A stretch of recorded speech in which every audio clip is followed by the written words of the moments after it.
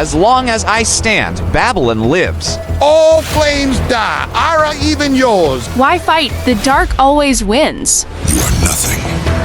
I am fire incarnate. I built worlds. Now I crush them. Run or rot. Makes no difference. The storm was never gone, only waiting. I am the end. You cannot stop me. The Palace of Babylon stood as a symbol of resilience and grandeur. Its towering walls and gleaming spires loomed over the city like a monument to civilization itself. Inside, intricate mosaics and vivid tapestries told the tales of gods and heroes long past. The scent of incense, myrrh, and frankincense clung to the air, thick and intoxicating. Ira walked with measured steps, his boots echoing against the polished stone floor. Summoned by King Nabonidus, he had no illusions. This meeting carried weight. Though he had been hailed as the savior of Babylon, honored with riches and titles, this summons felt different. The doors, carved with ancient scenes of victory, parted slowly. Beyond them, the royal chamber unfolded, a vast hall lined with marble columns and golden reliefs. At the far end, King Nabonidus sat upon his throne, his posture regal, yet his expression unreadable. Beside him, seated upon a throne of her own, was Bel-Shalti-Nana. She was stunning, but not in the way of courtly beauty. There was something ethereal about her, something distant. Her presence was warmth wrapped in sorrow, like autumn sunlight filtering through the trees, golden yet fading. Ira had faced countless foes, warriors, beasts, and even demons, but nothing had prepared him for the way her gaze stripped him bare. Her eyes, deep as molten gold, did not hold warmth. They held something else, a coldness, not of malice nor cruelty, but of detachment. She had seen much, felt much, and had withdrawn from the world beyond reach. And in that moment, Ira knew this meeting was not just about honor or duty. It was fate, wrapped in silk and shadow, and it had only just begun. Nabonidus had ruled Babylon through storms of war and treachery, his wisdom etched into the lines of his face. Though his hair had turned silver, his eyes still held the fire of a man who had fought too hard to be broken. Ira, you honor us with your presence. Please, come closer.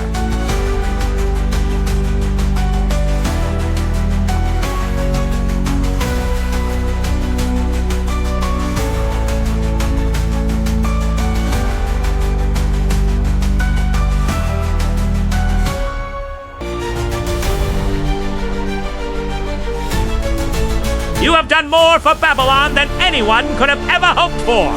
You have saved our city, our people, and for that, we are eternally grateful. But today, I have called you here for a reason beyond duty.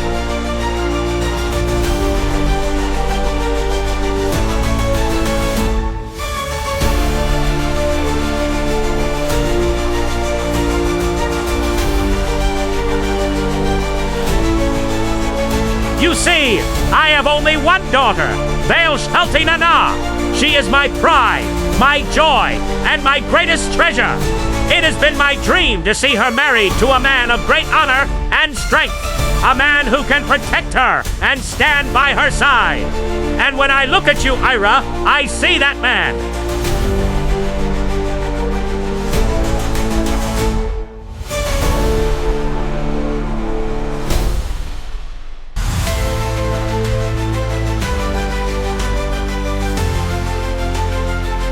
Your Majesty, I am deeply honored by your words and by the trust you place in me. But marriage, love, these are not things that can be decided by duty alone. They must come from the heart.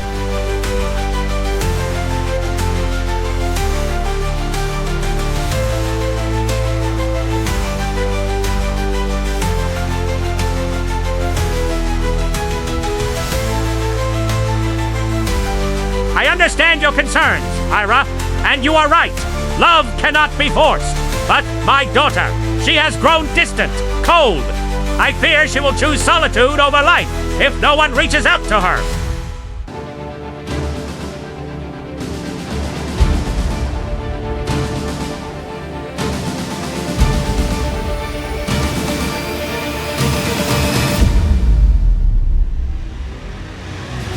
Your Majesty, I would never seek to bind her to me if her heart is not in it. If she chooses solitude, then that choice must be respected.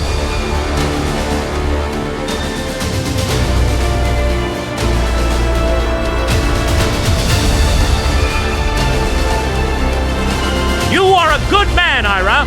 I knew that the moment I met you. Perhaps you could speak with her. Try to understand what she truly wants. If there is no hope, then I will not press the matter further.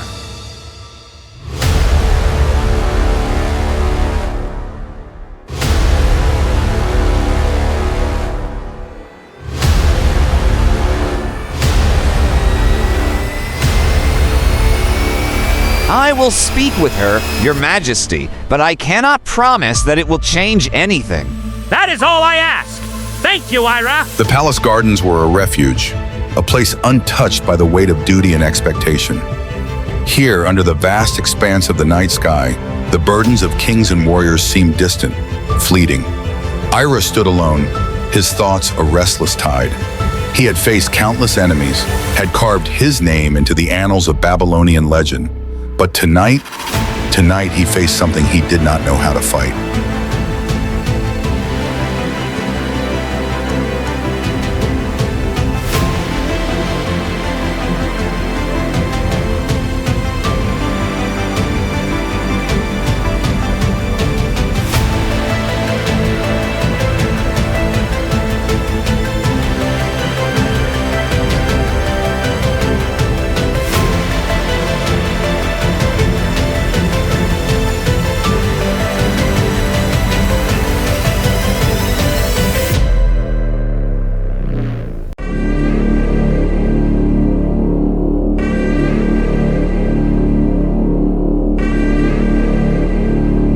Baal Shalti Na Na, thank you for meeting with me.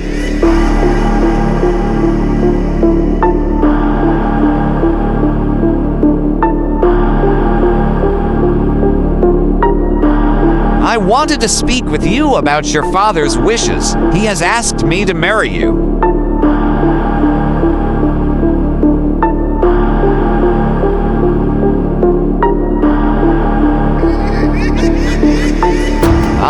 I must admit, I am moved by your beauty, and I am honored by his proposal.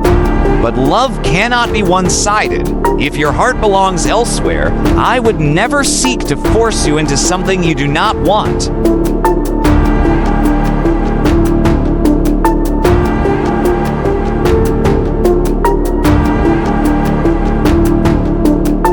Ira, you are a man of great honor. My father admires you, and I see why. But my heart is not here.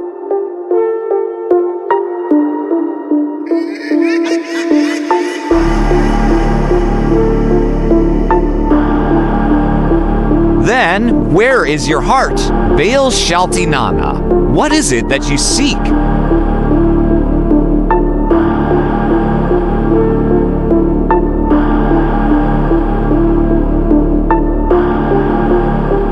I seek peace, a life of contemplation, of devotion. My heart longs for the solitude of the temple, for the quiet that only the gods can offer. I do not wish to be a wife, to be bound by the duties of marriage. My path lies elsewhere. I see, and I respect that. Your wishes are your own, and I would never seek to take them from you. But your father, he fears that you have withdrawn too far from the world.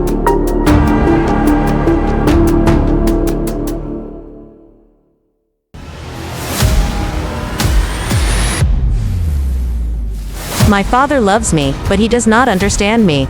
He sees my solitude as sorrow, when in truth, it is my peace.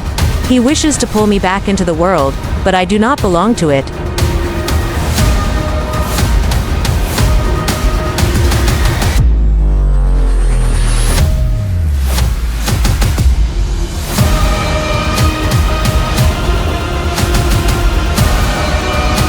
Then I will tell him. I will tell him that your path is your own, and that it is not one I can walk with you.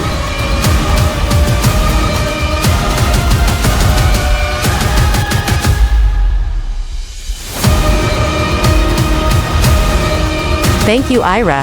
You are a kind man. and I am grateful for your understanding. May the gods watch over you, wherever your path may lead. And may they watch over you as well.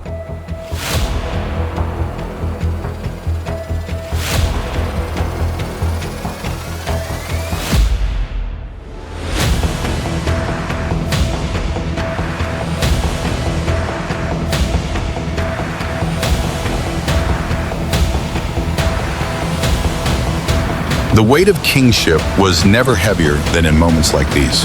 Nabonidus, a ruler who had withstood wars, betrayals, and exile, now faced a battle he could not win. A battle of the heart, fought in the silent distance between a father and his daughter.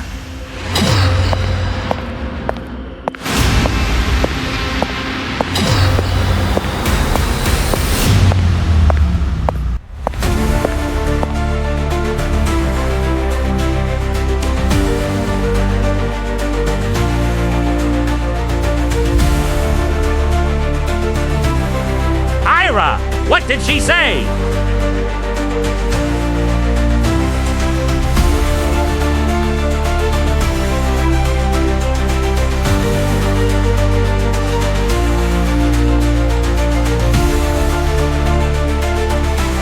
She said that her heart is not in marriage, Your Majesty. She wishes to devote herself to the gods to live a life of contemplation and solitude. She does not wish to marry me or anyone else.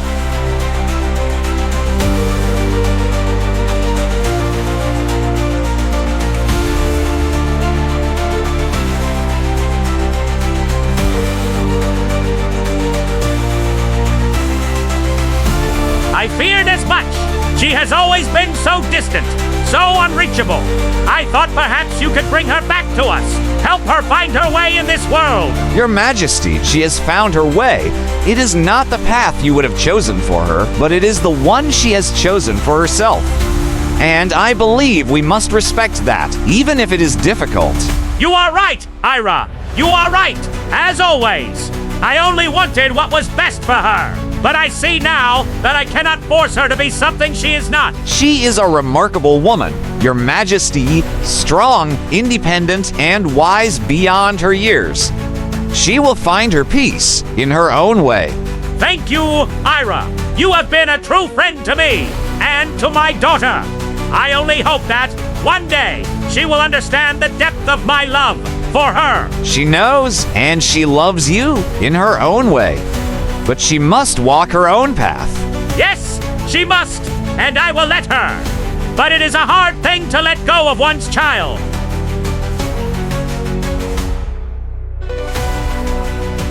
She will find her way, Your Majesty, and she will always be your daughter, no matter where her path leads. Thank you, Ira. You have given me much to think about. Love could not be forced, nor could destiny be rewritten. Some paths ran parallel for only a brief time before diverging into the unknown. And as Ira stepped through the great halls of the palace, the restless questions in his mind finally stilled. For now, at least, he had found a measure of peace.